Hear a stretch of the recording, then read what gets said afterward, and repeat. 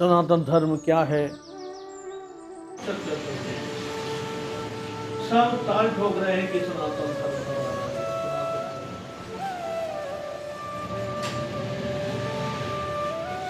लेकिन सही मायने में देखा जाए तो सनातन धर्म है क्या?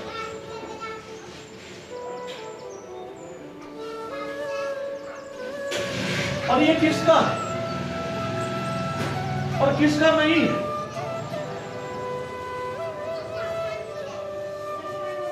तो इस पर चर्चा चल रही है। सनातन धर्म का अर्थ सत्य होगा, जिसका कभी नाश न हो सके। सनातन माने जिसका कभी नाश न हो सके, वो एक तत्व सत्य है। और जिसका नाश हो सके वो असत्य है। तो बात स्पष्ट है कि जो सत्य पर जी रहा है सनातन धर्म, उसका वो सनातन धर्म की बात कर सकता है। और जो असत्य पर जी रहा है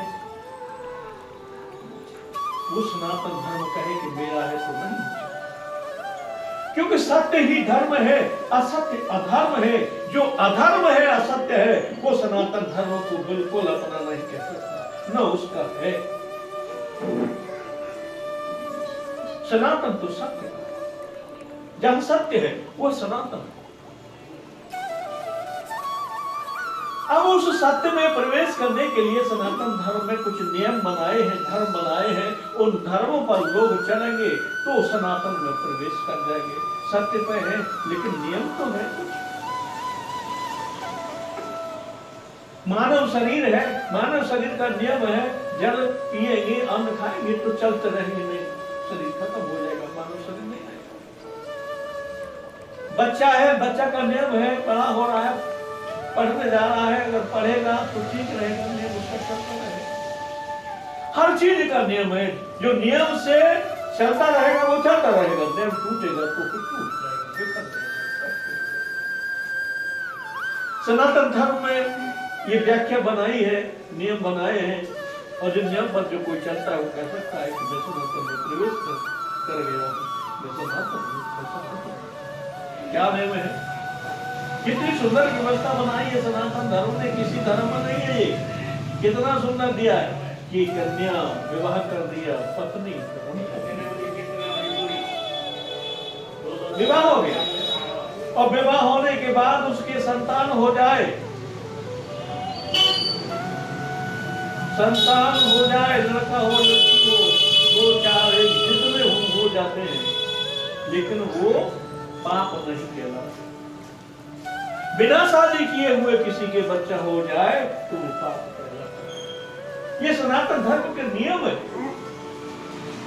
अब जिसने शादी की है वेद मार्ग से वो सनातनी है, और जिसने वेद मार्ग से शादी नहीं की, अपनी इच्छा से की, भागकर की, वो कहे कि मैं सनातनी हूँ, मैं सनातन पर अपना हक जमाऊं, तो बेकार है उसका हक जमाना। वो सनातन में प्रवेश नहीं करता।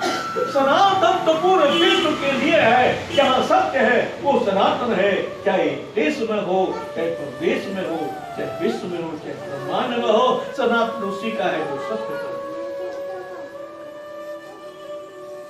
सत्य बहुत कड़वा होता है, लेकिन असरदार होता है, फायदा करता है।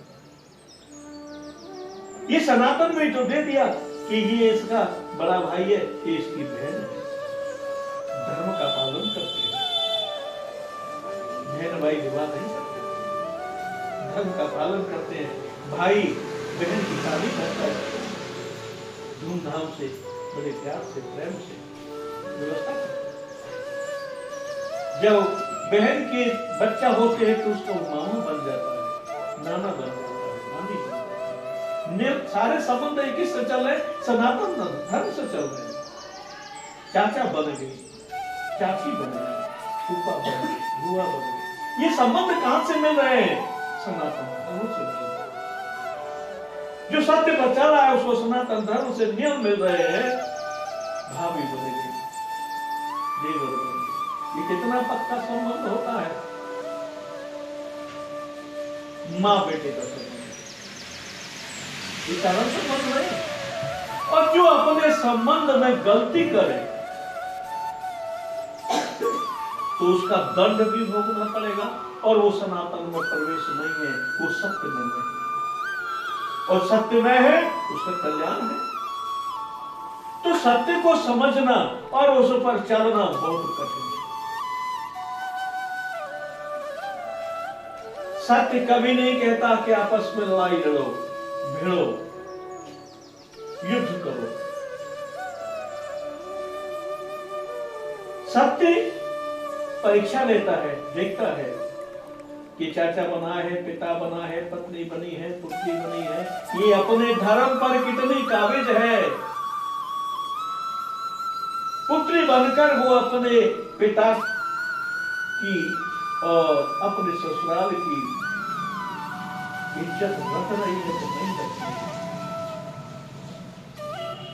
रख रही है तो सत्य सनातन पर है, नहीं है तो फिर वो राक्षसी वृत्ति है, फिर उसका असत्य का साथ है, तो सनातन पे अपना कब्जा नहीं करता। सनातन पर कोई कहे कि मेरा कब्जा है, नहीं। चाहे हिंदू हो, चाहे मुसलमान हो, चाहे ईसाई हो, चाहे सिख हो, सनातन सबके लिए है। जो सत्य पर चलता है सनातन उसके लिए। अब देखा जाए इस्लाम धर्म में शरीर में जो रहता है उसको रूह कहते हैं।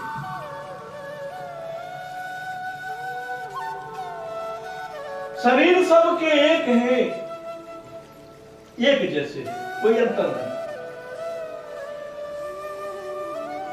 इस्लाम में शरीर में रहने वाले को शरीर को रूह कहते हैं, और हिंदुओं में शरीर में रहने वाले को जीव कहते हैं, और ईसाइयों में शरीर में रहने वाले को सोल कहते हैं।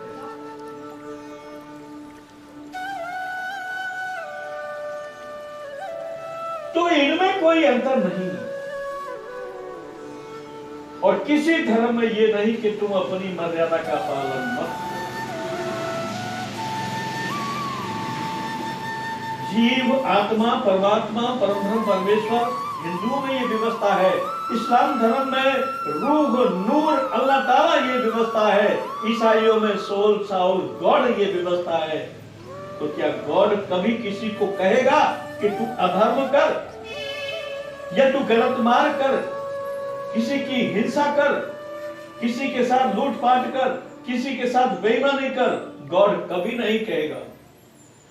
अगर सही माने में गॉड को कोई समझता है तो गॉड किसी एक का नहीं, पूरे विश्व का होता है।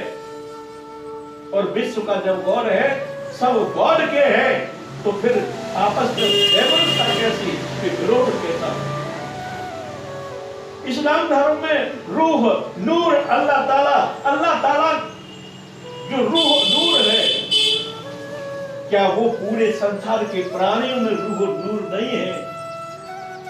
नाम में ही तो अंतर कर दिया है, लेकिन चीज तो मानते हैं तो ठीक मानी।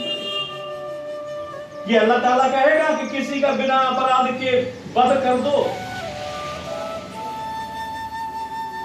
अगर अल्लाह ताला को एक सीमित रख दिया है कि हमारा ही है, तो उनका कद बहुत छोटा कर दिया, कि जबकि अल्लाह ताला पूरे विश्व का है, और पूरा विश्व अल्लाह ताला का है।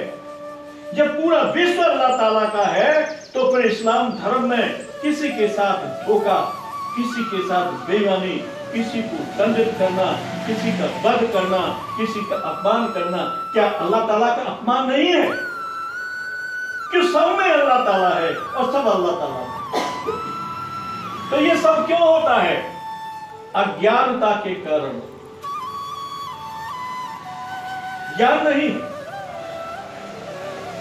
चाहे कोई भी पंथ हो, अगर उसमें सही मायने में जिसको ज्ञान है, वो कभी भी अनैतिक, अधर्म, अत्याचार की राह पर नहीं जाएगा।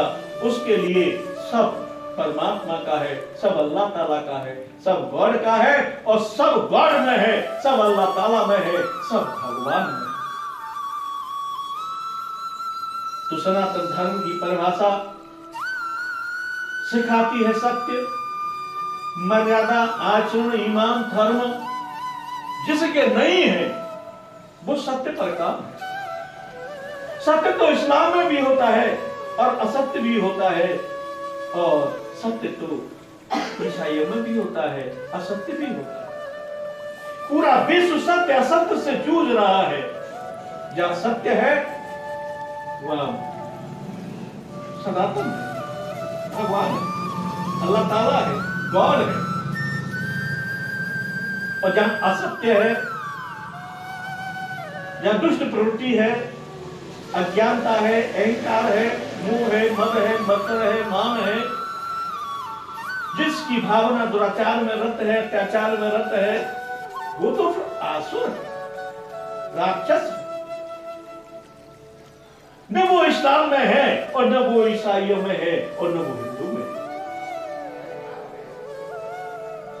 राक्षस तो सब में होते हैं और देवता भी सब में होते हैं, अच्छे सब में होते हैं, बुरे सब में होते हैं, लेकिन सही मायने में जो सत्य पर है वो अच्छा है, जो असत्य पर है वो गलत है।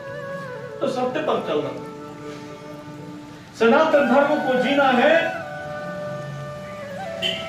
या इस्लाम में जीना है, या बाइबल में जीना है, या रामायण में जीना है, तो कोई भी सदग्रंथ किसी के साथ भेद नहीं करता, कहीं भी कोई अपराध करने की इजाजत नहीं देता, कहीं भी कोई किसी का दिल दुखाने की बात नहीं करता।